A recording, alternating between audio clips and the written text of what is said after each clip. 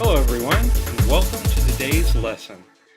Today, we're going to talk about database security, and these concepts can apply to any database from any vendor, whether that be Microsoft, open source technologies such as MySQL, or even the Oracle database.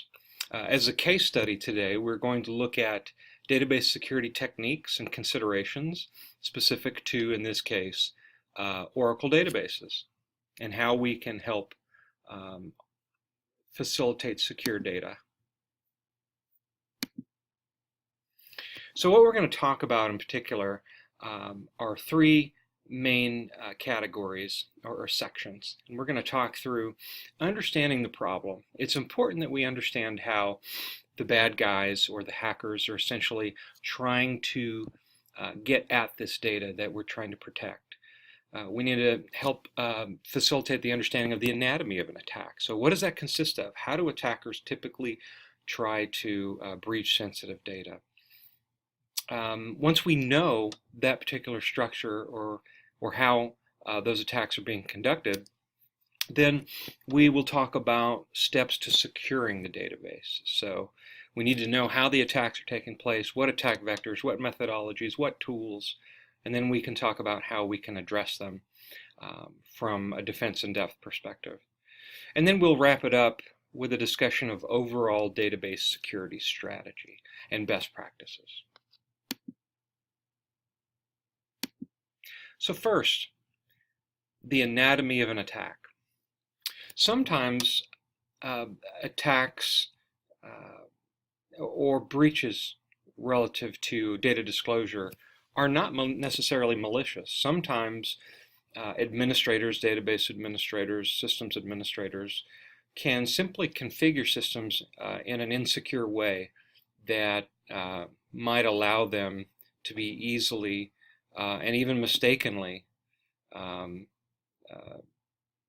be configured so that their data would be disclosed. There are lots of threats to our data. These mistakes can cause problems, and often we find that misuse is even a bigger problem.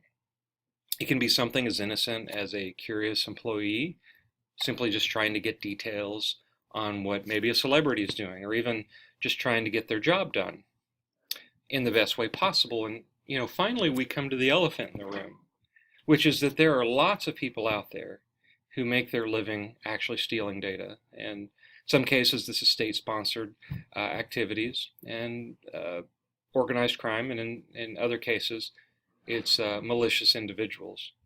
And we find statistically that the vast majority of breach records do come actually though from malicious activity. As a matter of fact, over 90% of attacks are from external parties. Now, in some cases, it's not necessarily a sophisticated attack. Many attackers will leverage social engineering techniques. And when we use the term social engineering, essentially what we're talking through is the manipulation of people. Maybe someone calling in an employee and posing as the help desk and asking them to change their password and give them their password over the phone. And you'd be quite surprised how often this takes place. And this happens also in the form of emails or phishing attacks, and we'll talk through some of those attack vectors as we go through the lesson. So here we see the build out of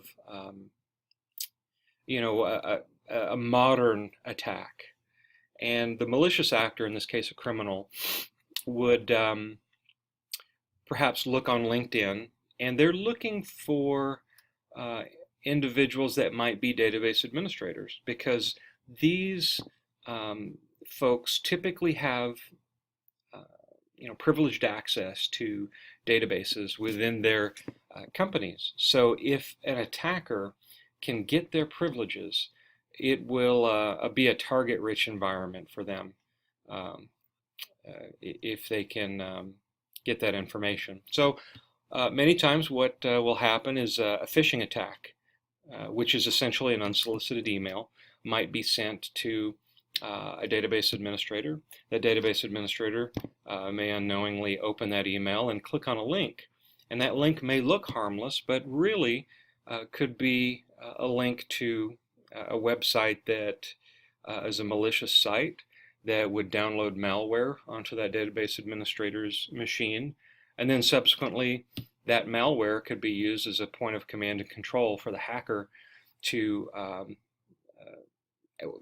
leverage the credentials of that database administrator to get access to all kinds of sensitive information.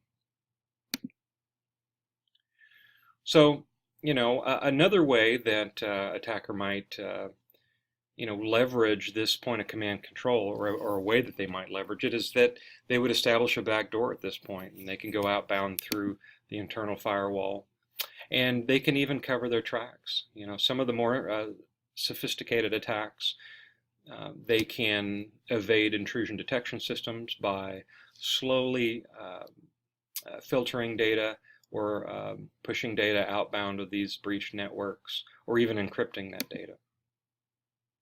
So, there really are a wide range of attack vectors. And so at the beginning we said we were going to cover 3 key areas. And so the first was the anatomy of attack. So we looked at a few examples of how attacks can take place.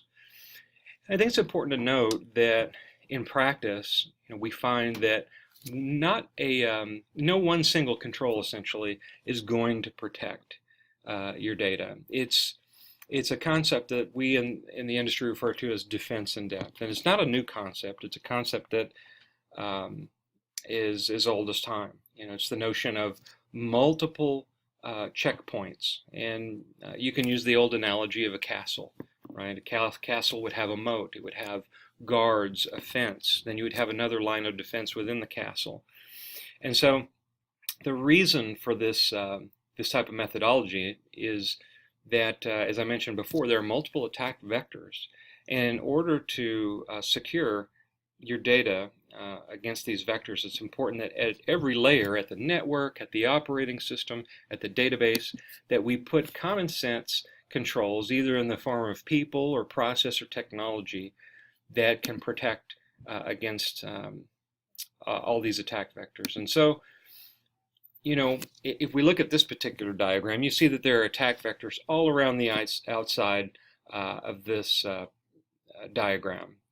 They could be an insider threat, meaning an employee that has privileges and they can exercise those privileges maliciously. It could be a SQL injection attack from an outsider, where they might inject data into a web form and do that in such a way that they could pull information directly out of the database without even having to infiltrate the firewall. And there is the malware attack, which we talked about, the phishing attacks. And then there are attacks against data at rest. An example of this would be if you back up your data, and when you back up your information, typically companies will send that data off-site. And if you do not encrypt that information, and if that tape falls off the back of a truck, then you've got a potential security breach on your hands. So it's important that we implement controls, even just at the data tier, that we have a defense in depth strategy. And that can include technologies such as database firewall technologies, activity monitoring, masking of data and redaction of data in real time. And we'll go through and talk through some of these capabilities as we go through the lesson. So in the past, there's been a lot of focus historically on protecting the network, and network protection in the form of firewalls, in the form of intrusion detection systems, etc. But what we found is that you almost, in this day and age, have to make the assumption that you're already compromised as an organization or as an individual, and that attackers already have access to your network, and in some cases your data. So what we find is that from a statistical perspective, the growth of data breaches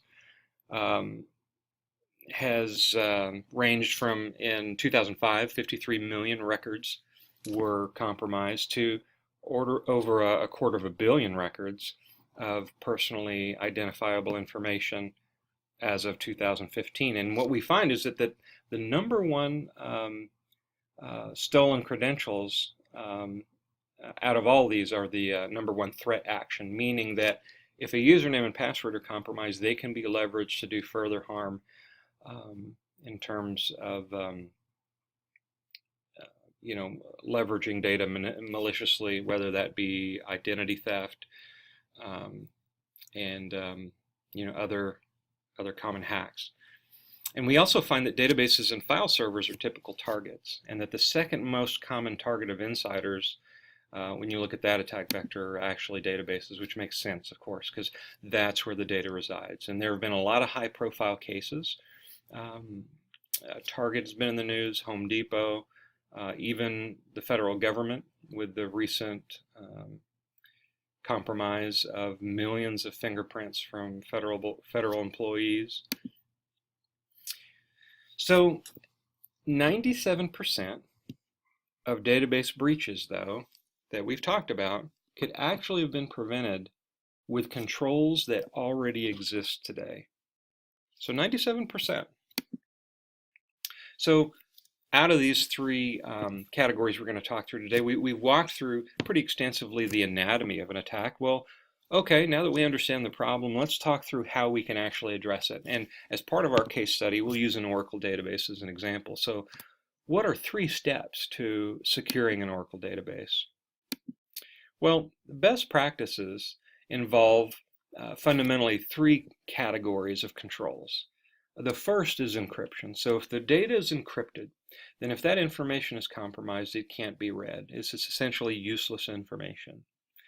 Additionally, it's important to prevent, to begin with, unauthorized access to data, meaning that we have privileged access controls in place for database administrative accounts, and that we exercise the principle of least privilege when doling out that access.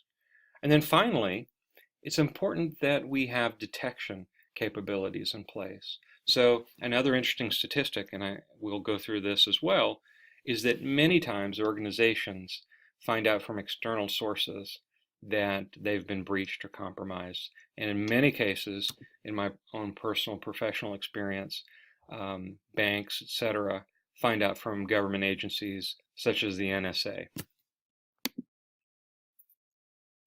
So when we talk about encryption, we have to classify the data in terms of where it resides when we encrypt it. So typically in a discussion around encryption relative to databases, we'll talk about the encryption of data in motion or across the wire, and the encryption of data at rest. So at rest could mean simply the data as it resides on the hard disk on a particular server. It could mean data at rest in the form of a backup.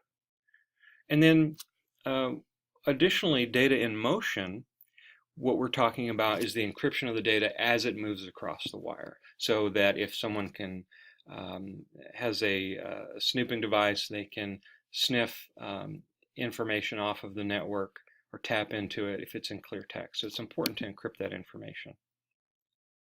So as we talk about this categorical set of controls, this leads us to the discussion around preventive controls. So it's great that we encrypt the data at rest and in motion, but it's also important to make sure that we provide access to the data in the form of privileges and access controls and user accounts, so that we exercise this principle of least privilege, which I've talked about previously. And what that means essentially is that data is accessed on a need-to-know basis. So this is a concept that is very fundamental in government agencies, which is classification of data and making sure that that information and access to that information is only provided to those that need that access.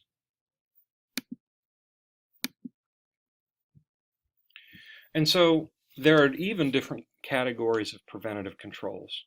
These can simply be privileged access management in the forms of groups and roles for user accounts. It can be the redaction of data, and what we mean there is perhaps in real time, if you're accessing an application and